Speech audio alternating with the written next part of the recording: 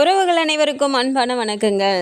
பாண்டி வந்துட்டு பெங்களூருக்கு கொஞ்சம் பொருளெல்லாம் வாங்க போகணும் அப்படின்னு சொல்லிட்டு ஒரு கார் ஒன்று எடுத்துகிட்டு வராரு. அப்போ வந்துட்டு கரெக்டாக வானதியும் கடைக்கு வந்துட்டு நானும் வரேன் அப்படின்னு சொல்லிட்டு ரொம்பவுமே அடம் பிடிக்கிறாங்க. என்ன தான் பாண்டி எடுத்து சொன்னாலும் அவங்க கொஞ்சம் கூட கேட்காம நேராக ஓடி போய் கார்லேயே ஏறி உட்காந்துக்கிறாங்க.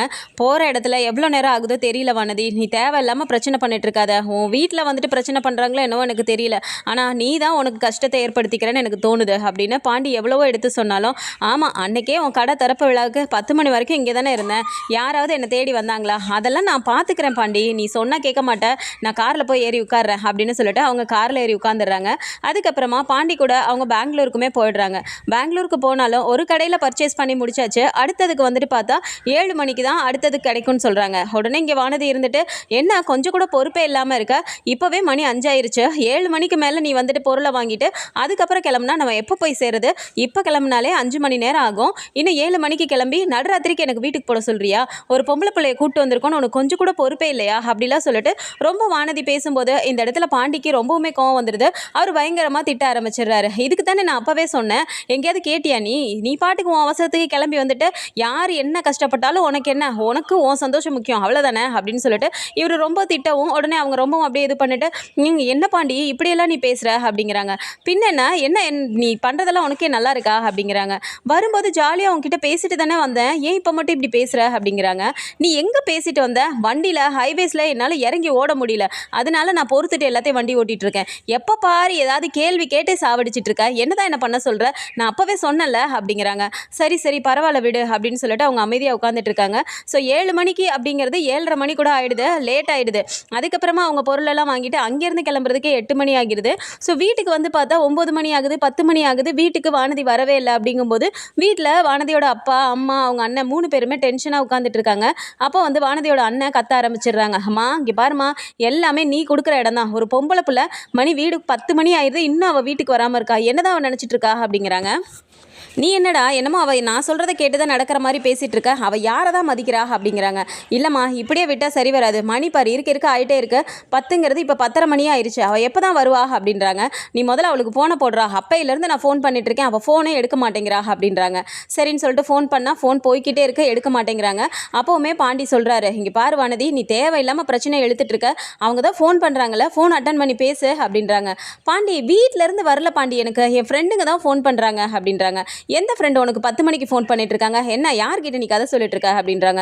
வீடு பாண்டி இவ்வளோ நேரம் ஆயிடுச்சு, ஆயிடுச்சு, இன்னும் கொஞ்சம் நேரத்தில் தான் வீட்டுக்கு போயிடுவோம்ல, நான் வீட்டுக்கு போயிட்டே சொல்லிக்கிறேன், எப்படி இருந்தாலும் திட்டு வாங்க தான் போகிறேன், அதை நான் வீட்டுக்கு போயே வாங்கிக்கிறேனே அப்படிங்கிறாங்க. நீலாம் சொன்னால் கேட்க மாட்டா, என்னமோ பண்ணு அப்படின்னு சொல்லிட்டு அவர் வண்டி ஓட்டிட்டு வந்துட்டே இருக்காரு. வானதிக்கு வந்து கால் பண்ணி அவங்க எடுக்கல. அப்படிங்கும்போது ரொம்பவுமே டென்ஷன் ஆயிடுறாங்க. மணி 11 ஆகி போயிடுது. உடனே வானதியோட அண்ணன் இருந்துட்டு, இருமா எனக்கு என்னமோ சந்தேகமாக இருக்குது, அவள் கடையில் எதுவும் உட்காந்துட்டு இருக்காளான்னு போய் பார்த்துட்டு வரேன் அப்படின்னு சொல்லிட்டு இப்போ மெக்கானிக் ஷாப்புக்கு வராங்க. அங்கே வந்து பார்த்தா கடையே பூட்டி இருக்கு, கடையில் யாருமே இல்லை. திரும்பவும் வீட்டுக்கு வரும்போது அவங்க அப்பா கேட்குறாரு, என்னடா அங்கே இருக்காளாவ அப்படின்னு சொல்லி கேட்கும்போது, பா கடையே பூட்டி இருக்குப்பா, நான் பக்கத்தில் விசாரித்தேன், 9 மணிக்கே கடையை பூட்டிட்டாங்களாம் அப்படிங்கிறாங்க. 9 மணிக்கு கடையை பூட்டிட்டாங்கன்னா அப்போ எங்கடா இவ அப்படின்றாங்க. பக்கத்தில் அவள் ஃப்ரெண்டுங்க வீடு இல்லை, ஃப்ரெண்டு நம்பர் ஏதாவது ஒன்ட்டு இருக்கா அப்படின்றாங்க. ஃப்ரெண்டு நம்பரெல்லாம் என்கிட்ட இல்லை, வீடு வேணால் எனக்கு தெரியும், அந்த ஒரு பொண்ணு வீட்டுக்கு அவள் போவாள் அப்படிங்கிறாங்க. சரி போய் பார்த்துட்டு வரலாமா அப்படின்னு சொல்லி கேட்குறாங்க. இந்த நேரத்தில் போனால் நம்ம வீட்டு பொண்ணு காணான்னு சொல்லிட்டு அக்கம் பக்கத்துக்குலாம் தெரியறதுக்காடா அப்படின்னு சொல்லி அவங்க அம்மா திட்டுறாங்க. நீ என்னம்மா இப்படியே பேசிட்டு இருந்தீங்கன்னா அவள் எங்கே போனான்னு நமக்கு தெரிய வேணாமா அப்படின்றாங்க. எவ்வளோ நேரம் ஆனாலும் வீட்டுக்கு தாண்டா வருவாவ, இப்படிலாம் போய் அடுத்த வீட்டிலலாம் உட்கார மாட்டாளே அப்படின்றாங்க. உடனே வானதியோட அண்ணன் இருந்துட்டு, அம்மா நல்லா தெரிஞ்சு போச்சுமா, அவள் வந்து எப்படியுமே இப்போ நான் பாண்டி வீட்டுக்கு போய் நான் பார்க்குறேன், அங்கே மட்டும் பாண்டி இல்லைன்னு வச்சுக்கேன், அப்போ கண்டிப்பாக பாண்டியை கூட்டிட்டு அவள் ஓடி போயிட்டாமா, நல்லா தெரிஞ்சு போச்சு, நம்ம குடும்ப மானத்தை அவள் வாங்கிட்டா அப்படின்னு சொல்லிட்டு இப்போ ரொம்பவுமே கத்தி பேசும்போது உடனே வானதியோட அம்மா என்ன சொல்லிடுறாங்க, இருடா நீ மட்டும் தனியாக போகாத, நானும் வரேன், ஏற்கனவே அந்த பையன் சோளம் உன்னை போட்டு அடின்னு அடிச்சான்ல, நீ தனியாக போயிட்டு மாட்டிக்கிறதுக்கா நாங்களும் வரோண்டா அப்படின்னு சொல்லிட்டு இப்போ 3 பேருமே கிளம்பி போகிறாங்க. அங்கே போனால் வீட்டில் வந்துட்டு எல்லாருமே சாப்பிட்டு படுத்துட்டாங்க. போய் நேராக ஆட்டோ வெளியில் நிற்கும் போதே நடேசன் முழிச்சு பார்க்குறாரு, யாருடாவன் இந்நேரத்தில் நம்ம வீட்டு வாசலில் வந்து ஆட்டோ நிப்பாட்டுறது அப்படின்னு சொல்லிட்டு எழுந்து உட்காந்து பார்க்குறாரு. இறங்கி பார்த்தா இவங்க 3 பேருமே வராங்க. பார்த்தோன்னே நடேசனுக்கு ஒரு மாதிரி ஆகுது. வந்தோன்னே, யோ எங்கேயா உன் மகன் அப்படின்னு சொல்லிட்டு கேட்குறாங்க. ஏன் மகனா, நீ யாரை கேட்குற, எனக்கு 4 மகன் இருக்காங்க அப்படின்றாங்க. ஆமாம் உன் 4 மகனில் எவனை கேட்டு வருவான்னு உனக்கு தெரியாதா, அந்த பாண்டி எங்க அப்படின்னு சொல்லி வேகமாக கேட்குறாங்க. பாண்டி எதுக்கு இந்நேரத்தில் நீங்கள் தேடிட்டு வந்திருக்கீங்க? அவன் எதுவாக இருந்தாலும் நாளைக்கு கடைக்கு தானே வருவான். என்ன ஆட்டோ கிட்ட சர்வீஸ் பண்ணுமா? அதுக்கு எதுக்கு இந்நேரத்தில் வந்திருக்கீங்க அப்படின்னு சொல்லி கேட்குறாங்க. யோ, எங்களை பார்த்தா ஆட்டோ சர்வீஸ் விட்றதுக்கு வந்த மாதிரி தெரியுதா? மணி என்னாவது? மணி 12 போகுது, இன்னும் வானதி வீட்டுக்கு வரல. எங்க அவன்? வெளியே கூப்பிடு அப்படின்றாங்க. அவன் எங்கே இங்கே இருக்கான்? அவங்க இல்லையே அப்படிங்கிறாங்க. உடனே வானதியோட அண்ணன் இருந்துட்டு, பாத்தியம்மா நான் சொன்னல அவனும் இங்கே வீட்டில் இல்லையா, அவளும் வரல, அப்போ 2 பேரும் எங்கேயோ ஓடி போயிட்டாங்க அப்படின்னு சொல்லிட்டு பேசும்போது இப்போ நடேசன் கத்தி பேசிகிட்டு இருக்கதை கேட்டுட்டு உள்ளார இருந்து சேரன் சோழன் அப்புறம் பல்லவன் எல்லாருமே முழிச்சிடுறாங்க. எழுந்திரிச்சு அவங்க வேகமாக வெளியே வராங்க. என்னென்ன வெளியில் இவங்க வந்து நின்று பிரச்சனை பண்ணிட்டு இருக்காங்க அப்படின்னு சொல்லி கேட்குறாங்க. என்னன்னு தெரிலடாவா போய் பார்க்கலாம் அப்படின்னு சொல்லிட்டு வெளியே வந்துட்டு என்னாச்சுப்பா அப்படிங்கிறாங்க. என்னன்னு தெரிலடா, அந்த பிள்ளை இன்னும் வீட்டுக்கு போகலையா, அதனால பாண்டி கூட எங்கேயோ ஓடி போயிருச்சுன்னு இவளுகளாம் ஏதோ கதை கட்டி பேசிகிட்டு இருக்காங்க அப்படின்னு சொல்லிட்டு நடேசன் சொல்கிறாரு. என்னது கதை கட்டி பேசிகிட்டு இருக்கோமா? உன் மகனும் இந்த வீட்டில் இல்லைன்னு சொல்கிற, அப்போ என் மகளையும் காணோம், அப்போ எங்கடா அவங்க ஓடி போனாங்க அப்படின்னு சொல்லிட்டு நேராக சேரன் கிட்டே கேட்குறாங்க. உடனே சேரன் இருந்துட்டு, இங்கே பாருங்கம்மா, நீங்கள் தப்பாக புரிஞ்சுக்கிட்டு எப்போ பாரு தப்பாகவே பேசிகிட்டு இருக்கீங்க. வானதி இன்னும் வீட்டுக்கு வரலன்னா என்ன காரணம்லாம் எங்களுக்கு தெரியாது. ஆனால் பாண்டி வந்துட்டு பெங்களூர் வரைக்கும் கடைக்கு ஜாமான் வாங்குறதுக்காக அவன் போயிருக்கான். அவன் இன்னும் கொஞ்சம் நேரத்தில் வந்துடுவான், அவன் வந்துட்டு இருக்கேன்னு தான் சொன்னான், இன்னும் ஒரு 2-3 மணி நேரத்தில் வந்துடுவான் அப்படிங்கிறாங்க. ஜாமான் வாங்க போனானா? அப்போ இவன் எங்கே போனான் அப்படிங்கிறாங்க. எங்கே போனான்னு எங்களுக்கு என்னங்க தெரியும் அப்படின்னு சொல்லிட்டு இப்போ பேசிகிட்டு இருக்கும்போதே சவுண்டு கேட்டு நிலாவும் வெளியே வந்துடுறாங்க. என்னென்ன ஆச்சு, என்ன சவுண்டு அப்படின்னோடனே, இல்லைப்பா அந்த வானதி பொண்ணு இன்னும் வீட்டுக்கு போகலையா, அதனால எங்கன்னு தேடி இங்கே வந்திருக்காங்க அப்படிங்கிறாங்க. வானதி இன்னும் வீட்டுக்கு வரலையா? ஃபோன் பண்ணி பார்க்க வேண்டியதானே அப்படிங்கிறாங்க. வாமா, நீ சொல்லி தான் நாங்கள் அவளுக்கு ஃபோன் பண்ணி பார்க்கணுமா, இல்லைனா எங்களுக்கு தெரியாதா? எத்தனை ஃபோன் நாங்கள் பண்ணணும் தெரியுமா? ஒரு ஃபோனை கூட அவள் எடுக்கல. அவளை காணான்னு சொல்லிட்டு தான் இப்போ நாங்கள் இங்கே தேடியே வந்திருக்கோம் அப்படின்றாங்க. இல்லைங்க, அவர் இங்கே இல்லையே, அவர் பெங்களூர் தானே போயிருக்காரு அப்படிங்கிறாங்க. பெங்களூருக்கு போயிருக்காங்களா, இல்லை என் மகளை கூட்டிகிட்டு அவன் ஓடி போயிட்டானா அப்படின்னு சொல்லிட்டு இப்போ மாற்றி பேசிகிட்டே இருக்கும்போது டக்குன்னு பல்லவன் இருந்துட்டு, அண்ணா இது ஒன்றும் சரியாக வராது, நம்ம கடையில் இருக்க அந்த அன்னைக்கு ஃபோன் பண்ணி கேட்போம், அவங்களுக்கு ஃபோன் பண்ணுங்க அப்படின்றாங்க. சரின்னு சொல்லிட்டு அவங்களுக்கு ஃபோன் பண்ணால் அவங்க தூங்கிட்டு இருக்கும்போது அந்நேரத்தில் ஃபோன் வருதுன்னு சொல்லிட்டு ஃபோனை எடுத்துகிட்டு, என்ன பல்லவா இந்த நேரத்தில் ஃபோன் பண்ணியிருக்க அப்படின்னு சொல்லி கேட்குறாங்க.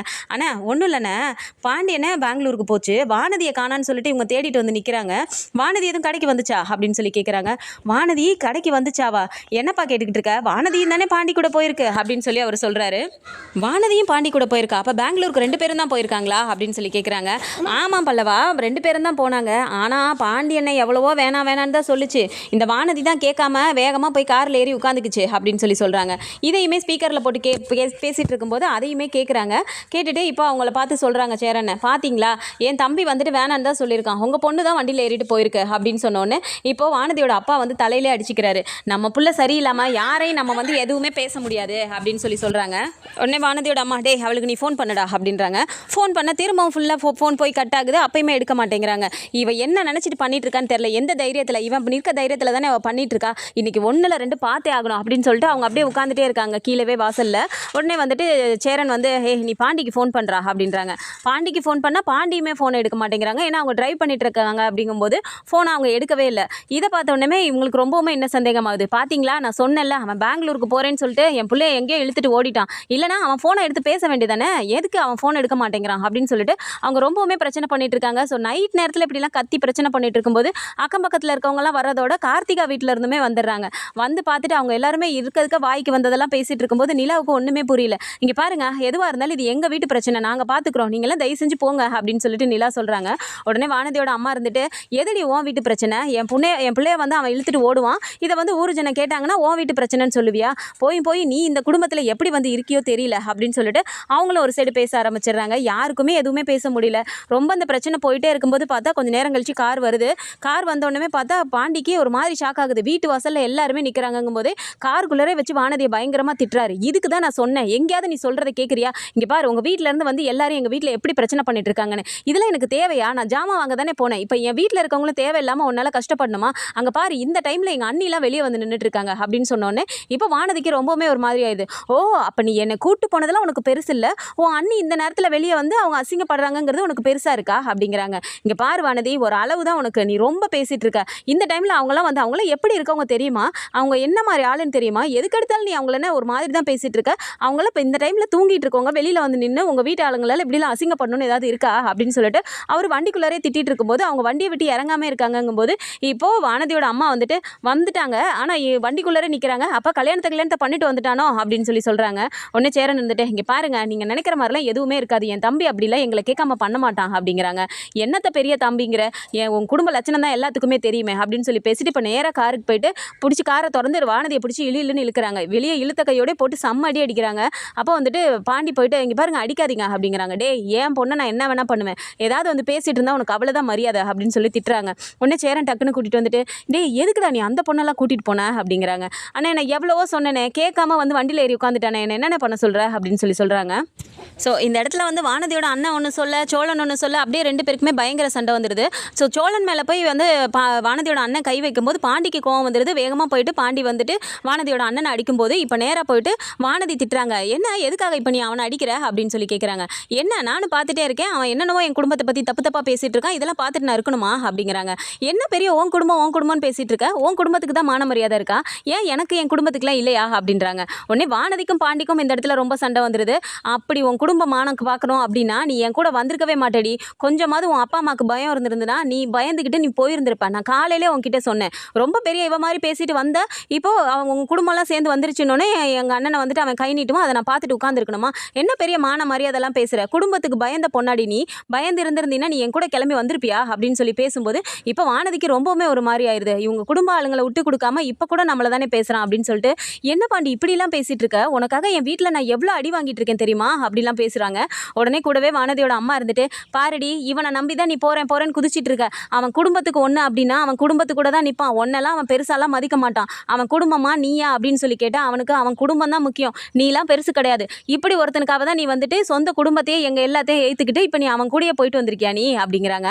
மா அவன் கூட நான் போனது உண்மைதான், அதுக்காக அவனை இப்படிலாம் பேசாத அப்படிங்கிறாங்க. என்னடி எங்க முன்னாடி அவன் இப்படி பேசிட்டு இருக்கான், நீ இப்போ திரும்ப அவனுக்கு தான் நீ சப்போர்ட் பண்ணிட்டு இருக்கியா அப்படிங்கிறாங்க. எது என்னானாலும் அது ஏன் பாண்டி, அப்படிலாம் அவன் பேசினாலும் அதெல்லாம் எனக்கு ஒன்றும் பிரச்சனை இல்லை அப்படிங்கிறாங்க. என்னடி நீ நினச்சிட்டு இருக்க, நம்ம குடும்பத்தை இப்படி அசிங்கப்படுத்தி பேசுகிறானேன்னு சொல்லியும் நீ கேட்குற, இவ்வளோ இது இப்போ நடந்தும் அவன் குடும்பத்துக்காக தான் அவன் பேசுகிறான், ஒன்னவே அவன் இப்படி பேசிட்டு இருக்கான், இதெல்லாம் ஒன்றும் சரியா வரல, மரியாதையா வரியா இல்லையா அப்படின்னு சொல்லி கூப்பிடுறாங்க. உடனே இல்லை எது நடந்தாலும் நான் வரமாட்டேன், எதுக்கு வீட்டில் கூட்டு போயிட்டு நீங்கள் என்ன அடிக்கிறதுக்கா அப்படிங்கிறாங்க. என்ன நடந்தாலும் நாங்கள் பார்த்துக்குறோம், நீ வாடி, அப்படி என்ன உன்னை சாகடிச்சிடலாம் மாட்டோம் அப்படின்னு சொல்லிட்டு பரபரன்னு இழுத்துட்டு போகிறாங்க. உடனே பாண்டி பாண்டி அப்படின்னு சொல்லி கத்துறாங்க. பாண்டிக்கு இந்த இடத்துல அப்படியே பார்த்துட்டே நிற்கிறாரு கோவத்தில். உடனே சோழன் இருந்துட்டு, டே என்னடா அந்த பிள்ளைய பிடிச்சி இப்படி இழுத்துட்டு போயிட்டு இருக்காங்க, நீ பார்த்துட்டே நிற்கிற அப்படின்னோடனே, போட்டோம் விடுறா சோழா, நான் எவ்வளவோ சொல்கிறேன், கொஞ்சம் கூட புரிஞ்சிக்காம என்ன இது சின்ன பிள்ளைத்தனமாகவே பண்ணிட்டு இருப்பாங்களா, லைஃப்னா ஒரு மெச்சூரிட்டி வேணாமா, எப்போ பாரு ஏன் இதைய பண்ணா, நீ ஏன் அதை பண்ண, இதே எதுக்கு இப்படி பண்ண, அதே எதுக்கு அப்படி பண்ண, சும்மா நொய்னு போட்டு காலையிலே நான் சொன்னேன்டா சோழா, நீ கிளம்பி வர வேணாம், நீ வீட்டுக்கு போ, லேட் ஆயிரும், வீட்டில் வந்துட்டு ஏதாவது தேட போகிறாங்க, நான் அவ்வளோ படித்து சொல்கிறேன், வண்டியில் வரும்போதும் அவங்க அத்தனை வாட்டி ஃபோன் பண்ணுறாங்க, ஃபோனை அட்டன் பண்ணியாவது ஒன்று சொல்லியிருக்கணும், தேவையில்லாமல் இவளே பிரச்சனையை இழுத்து விட்டுட்டு கடைசியில் நம்ம மேலேயே பழிய சொல்லிட்டு இருந்தால் கோவம் வராதா, போனால் போட்டு விடு அப்படின்னு சொல்லிட்டு இவர் பாட்டுக்கு உள்ளே போயிடுறாரு. உள்ளே வந்ததுக்கப்புறமா நிலா வந்து பாண்டிக்கிட்ட பேசுகிறாங்க. என்ன பாண்டி இப்படி அடித்து கூப்பிட்டு போகிறாங்க, வீட்டுக்கு போயிட்டு ரொம்ப அடிக்க போகிறாங்க வானதியை அப்படிங்கிறாங்க. பரவாயில்ல விடுங்க, அடி வாங்கட்டும், அது என்ன வீட்டுக்கு பயப்படாத ஒரு பொண்ணு, நானே வீட்டுக்கு பயப்படுறேங்க, ஒரு ஆம்பளை பையன் வீட்டுக்கு பதில் சொல்லணுமே அப்படின்னு சொல்லிட்டு, அது என்ன அவ்வளோ தைரியம், என்னதான் நான் கல்யாணம் பண்ணிக்க போகிறேன் அப்படின்னாலும் வீட்டில் இருக்கவங்களையும் கொஞ்சமாவது மதிக்கணும், அவங்க அப்பா அம்மா இல்லாமல் இவ்வளோ பெரிய ஆளாயிட்டாளா, அவள் காலேஜில் சேர்த்து விடாமல் அவங்க படிக்கிறாளா, கொஞ்சம் கூட ஒரு நன்றி இல்லை, பெத்த அப்பா அம்மாவை இத்தனை வருஷம் வளர்த்தவங்களே வந்துட்டு இவ இப்படி பண்ணுறானா, நாளைக்கு என்னை கல்யாணம் பண்ணிட்டு வந்துட்டு என்னால் என்ன மாதிரி பேசுவா யோசிச்சு பாருங்க அப்படிங்கிறாங்க.